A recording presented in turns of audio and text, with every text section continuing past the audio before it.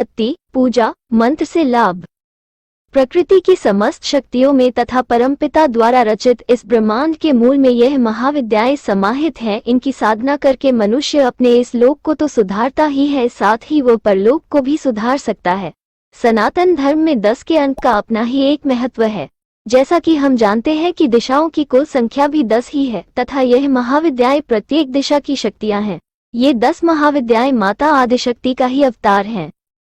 विभिन्न दिशाओं की विभिन्न शक्तियों के नाम संसार की 10 दिशाओं की स्वामिनी ये 10 महाविद्याएं हैं जो निम्नलिखित हैं। उत्तर दिशा भगवती, काली तथा देवी, तारा उत्तर दिशा की शक्ति है। ईशान दिशा श्री, विद्या अर्थात षोडशी इस दिशा की शक्ति है। पश्चिम दिशा देवी, भुवनेश्वरी पश्चिम दिशा की स्वामिनी है। दक्षिण दिशा श्री, त्रिपुर भैरवी दक्षिण दिशा की शक्ति है। पूर्व दिशा पूर्व दिशा की देवी माता छिन्नमस्ता है। अग्निक कोण या दिशा इसकी देवी माता धूमावती है। दक्षिण दिशा माँ बगलामुखी इस दिशा की देवी है। वायव्य दिशा भगवती मातंगी देवी वायव्य दिशा की शक्ति है। नैत्रेय दिशा श्री, कमला इस दिशा की अधिष्ठात्री है। कहीं कहीं पर 24 महाविद्याओं का भी विवरण मिलता है, किंतु मूलतः महाविद्याओं की संख्या 10 ही बताई जाती है। इन महाविद्याओं को 2 कुलों में विभाजित किया गया है, श्री कुल और काली कुल। इन दोनों ही कुलों में 9 देवियों का वर्णन किया गया है, जिससे इनकी संख्या 18 हो जाती है। विद्वानों ने इन्हें 3 रूपों में विभाजित किया है, उग्र, सौम्य तथा सौम्य उग्र। उग्र रूप में देवी काली, छिन्नमस्तिका, धूमावती व बगलामुखी हैं। सौम्य स्वरूप में देवी त्रिपुर सुंदरी, भुवनेश्वरी, मातंगी और महालक्ष्मी अर्थात कमला है। सौम्य उग्र में तारा तथा भैरवी है। माँ भगवती के इस जगत में आने तथा इनके रूपों को धारण करने का कारण जगत कल्याण, साधक की उपासना की सफलता तथा दुष्टों के नाश के लिए है। पुराणों में एक कथा प्रचलित है जिसके अनुसार एक समय की बात है, भगवान शिव की किसी बात से माता पार्वती रुष्ट हो जाती है। माता को इतना क्रोध आया कि क्रोध से उनका शरीर काला पड़ने लगा। ये देखकर उनके क्रोध को कम करने के उद्देश्य शिव जी वहां से उठे और किसी अन्य स्थान की ओर जाने लगे। अभी वे चले ही थे, उन्होंने अपने सामने माँ के दिव्य स्वरूप को देखा। फिर जब वे दूसरी दिशा की ओर मुड़े तो दूसरा तेजस्वी रूप दिखाई दिया। फिर एक एक करके महादेव 10 दिशाओं में गए तो प्रत्येक दिशा में माता का ही स्वरूप खड़ा दिखाई दिया। ये देखकर महादेव आश्चर्य में पड़ गए तथा सोचने लगे कि ये देवी पार्वती की ही माया तो नहीं है।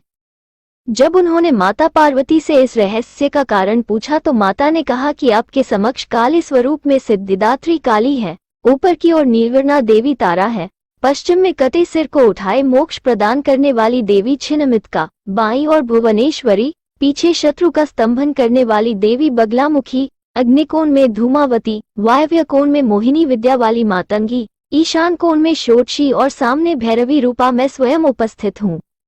माता ने कहा कि मेरे इन स्वरूपों की विधिवत पूजा अर्चना करने से मनुष्य को धर्म, अर्थ, काम तथा मोक्ष की प्राप्ति सहजता से हो जाती है। इसके बाद महादेव की माता पार्वती से निवेदन करने पर ये समस्त महाविद्याएं माता काली में समाकर एक रूप हो गईं। समस्त कामनाओं को प्रदान करने वाली 10 महाविद्याएं। पहली महाविद्या माता काली। 10 महाविद्याओं में देवी काली प्रथम है।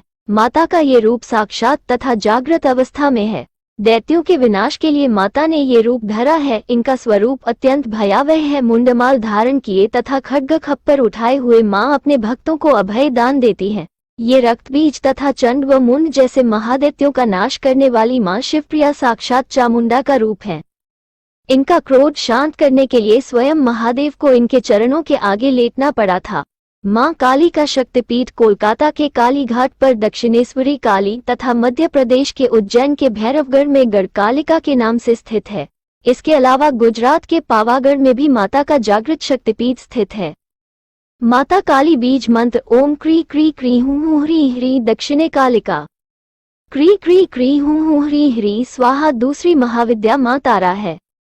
माता का ये स्वरूप मुख्यतः तांत्रिकों में पूजा जाता है। माना जाता है कि इनकी सर्वप्रथम आराधना महर्षि वशिष्ठ ने की थी। पौराणिक कथाओं के अनुसार पश्चिम बंगाल के वीरभूम जिले में माता सती के नेत्र गिरे थे। इसी कारण इस पीठ को नयनतारा एवं तारापीठ भी कहा जाता है। हिमाचल की राजधानी शिमला से लगभग 13 किलोमीटर शून्य की दूरी पर शागी नामक स्थान पर इनका एक मंदिर है। इनकी मान्यता बौद्ध धर्म में भी है। माँ तारा बीज मंत्र ओम ह्री स्त्री हूँ फट तीसरी महाविद्या त्रिपुर सुंदरी माता है। 4 भुजाओं तथा 3 नेत्रों वाली माता षोडशी महेश्वरी की विग्रह वाली देवी है। इन्हें ललिता, राजराजेश्वरी तथा त्रिपुर सुंदरी 3 नामों से जाना जाता है। षोडश कलाओं से परिपूर्ण होने के कारण इन्हें षोडशी भी कहा गया है। त्रिपुरा में जिस स्थान पर देवी सती के धारण किए वस्त्र गिरे थे वहीं इनका शक्तिपीठ स्थित है। जगत के विस्तार का समस्त कार्य इन्हीं में समाहित है, यही परा कही गई है।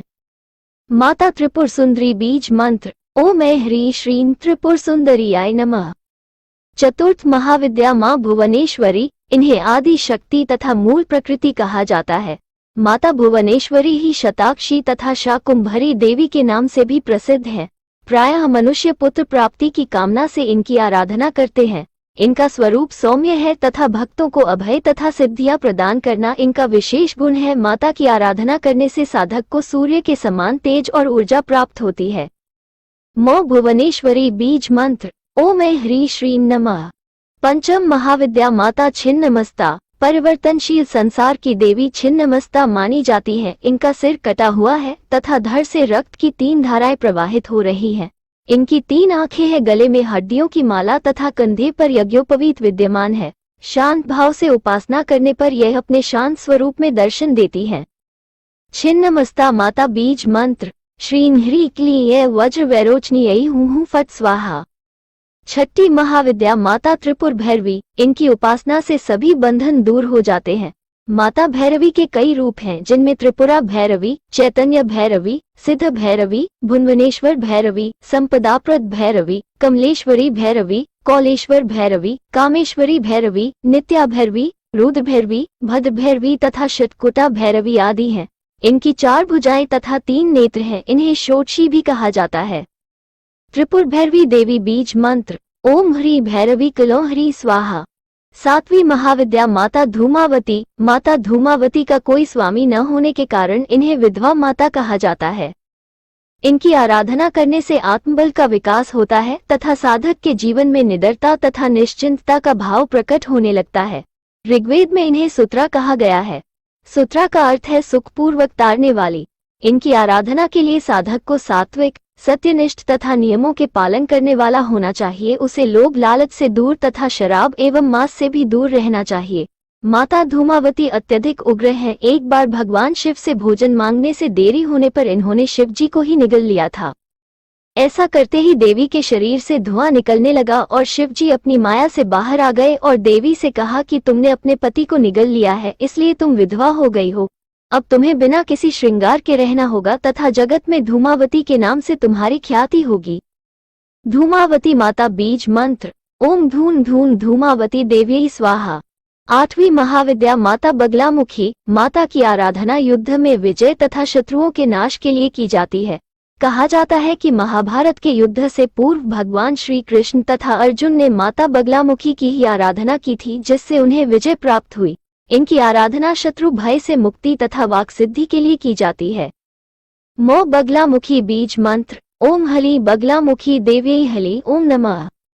9वीं महाविद्या माता मातंगी। मातंग भगवान शिव को कहते हैं, जिनकी शक्ति मातंगी हुई। गृहस्थों के लिए इनकी आराधना विशेष फलदायी है। अभीष्ट फल की प्राप्ति तथा गृहस्थ जीवन को श्रेष्ठ बनाने के लिए इनकी पूजा अर्चना की जाती है। माता मातंगी भगवान शिव की ही भांति मस्तक पर चंद्रमा धारण करती है। मातंगी माता बीज मंत्र ओम ह्रीं भगवती मतंगेश्वरी श्रीं स्वाहा। 10वीं महाविद्या माता कमला। माता कमला को लक्ष्मी के नाम से भी जाना जाता है। समुद्र मंथन जब हुआ उस समय समुद्र से इनकी उत्पत्ति मानी जाती है। माता कमला ने त्रिपुर सुंदरी की आराधना की थी। ये संसार की समस्त संपदा, धन धान्य, श्री तथा वैभव प्रदान करने वाली देवी है। श्री लक्ष्मी को सर्वलोक महेश्वरी की संज्ञा दी गई है।